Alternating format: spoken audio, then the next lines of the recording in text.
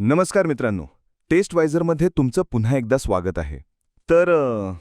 सगळ्यांनी option form तर भरला आहे, तारीख पण निघून गेली आहे आणि आता सगळ्यांच्या पोटात भीतीचा गोळा आला असेल की आपल्याला कोणतं कॉलेज मिळणार. तुमच्या डोक्यात आत्ता हजारो विचार चालू असतील, मला माहिती आहे. अरे देवा, मी जो ऑप्शन फॉर्म भरलाय तो बरोबर आहे की नाही? मी जे प्रेफरन्स दिलेत 1, 2, 3, 4 त्याचं काय होणार? मला नक्की कोणतं कॉलेज लागेल? कोणीतरी सांगा रे बाबांनो, हे सगळं काम कसं करतं?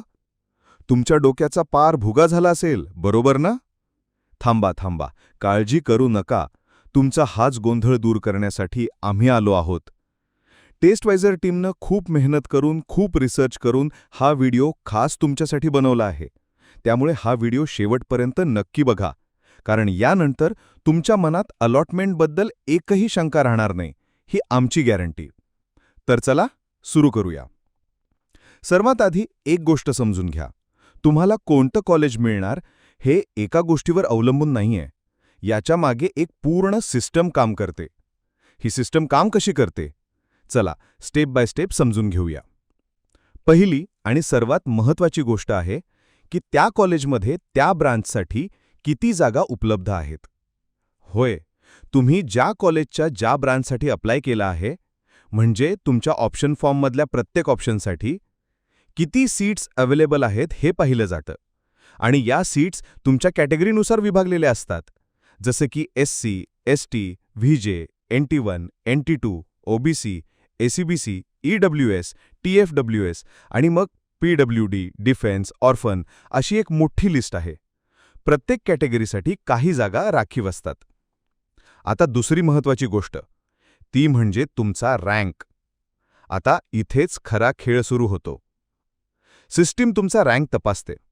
तुम्ही जर MHT CET दिली असेल तर तुमचा स्टेट जनरल मेरिट रँक बघितला जातो, आणि जर तुम्ही JEE दिली असेल तर तुमचा ऑल इंडिया रँक पाहिला जातो.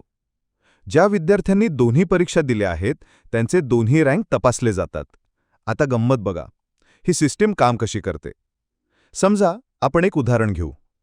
पुण्याचं VIT कॉलेज घेऊ. समजा VIT कॉलेजच्या कॉम्प्युटर ब्रांचमध्ये 100 जागा आहेत.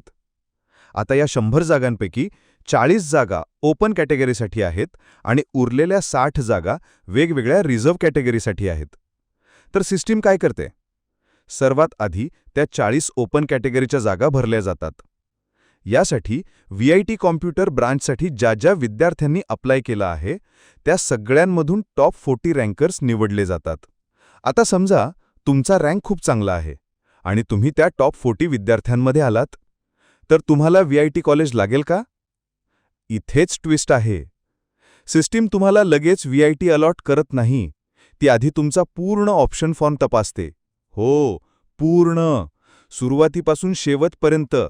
हा एक मोठा गैरसमज आहे की फक्त वरचे काही ऑप्शन चेक होतात. असं अजिबात नाही. तुम्ही 300 ऑप्शन टाकले असतील तर 300च्या 300 ऑप्शन चेक होतात. तर सिस्टीम बघते की तुम्ही VITच्या वर कोणतं कॉलेज टाकलंय. समजा तुम्ही VITच्या वर COEP टाकलंय. मग सिस्टीम चेक करेल की तुमचा रँक COEPमध्ये लागण्यासाठी पुरेसा आहे का, तिथे तुमची डाळ शिजते का.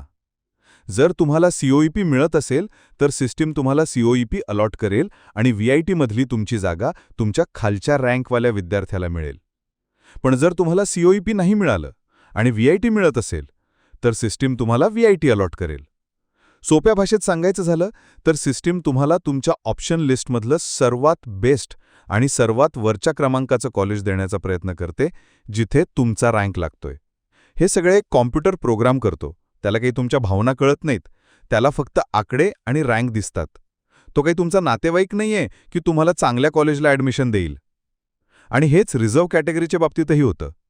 समजा OBCसाठी 10 जागा आहेत, तर त्या ब्रांचसाठी अप्लाय केलेल्या सगळ्या OBC विद्यार्थ्यांमधून टॉप 10 रँकर्स निवडले जातात आणि मग त्यांची ऑप्शन लिस्ट तपासली जाते. तर आता तुम्हाला कळलं असेल की ही पूर्ण प्रक्रिया किती पारदर्शक आणि सिस्टमॅटिक आहे. त्यामुळे चिंता करू नका. तुम्ही जो फॉर्म भरला आहे त्यानुसार सिस्टीम तुम्हाला सर्वोत्तम कॉलेज देईल. आता ॲडमिशन तर होऊन जाईल, पण खरी गंमत आणि खरी लढाई तर इंजिनिअरिंग सुरू झाल्यावर येणार आहे. मॅथ्स, कोडिंग आणि बाकीचे अवघड विषय. पण घाबरू नका. तुमच्या याच प्रवासात मदत करण्यासाठी टेस्टवायझरने एक नवीन चॅनल सुरू केला आहे, टेस्टवायझर इंजिनिअरिंग. होय, हे चॅनल खास इंजिनिअरिंगच्या विद्यार्थ्यांसाठी आहे. तुमच्या युनिव्हर्सिटी आणि कॉलेजच्या लेटेस्ट सिलेबसवर आधारित मॅथ्स, कोडिंग आणि इतर सगळ्या विषयांचे व्हिडिओ तुम्हाला या चॅनलवर मिळतील. तुमच्या इंजिनिअरिंगचा प्रवास सोपा करण्यासाठी आम्ही तुमच्या सोबत आहोत. टेस्टवायझर इंजिनिअरिंगची लिंक खाली डिस्क्रिप्शनमध्ये दिली आहे. चॅनलला आत्ताच सबस्क्राईब करा आणि बेल आयकन दाबायला विसरू नका, कारण लवकरच नवीन व्हिडिओ अपलोड होणार आहेत. तर मित्रांनो, मला आशा आहे की कॉलेज अलॉटमेंट प्रक्रिया कशी काम करते हे तुम्हाला आता व्यवस्थित समजलं असेल. तुमचा जीव नक्की भांड्यात पडला असेल. हा व्हिडिओ तुमच्या त्या सगळ्या मित्रांसोबत शेअर करा जे तुमच्यासारखेच टेन्शनमध्ये आहेत. त्यांनाही हे समजल्यावर खूप बरं वाटेल. व्हिडिओ आवडला असेल तर लाईक करा, तुमच्या शंका कमेंटमध्ये विचारा आणि हो, टेस्टवायझर आणि आमच्या नवीन चॅनल टेस्टवायझर इंजिनिअरिंगला सबस्क्राईब करायला विसरू नका. भेटूया पुढच्या व्हिडिओमध्ये. धन्यवाद. www.testvisor.com is a digital learning platform for students to prepare for board and competitive exams, offering chapter-wise tests and full-length mock tests, study material like video, PDF notes, DPPs, MCQs, theory, and most important Maharashtra Engineering Admission Counseling across multiple domains.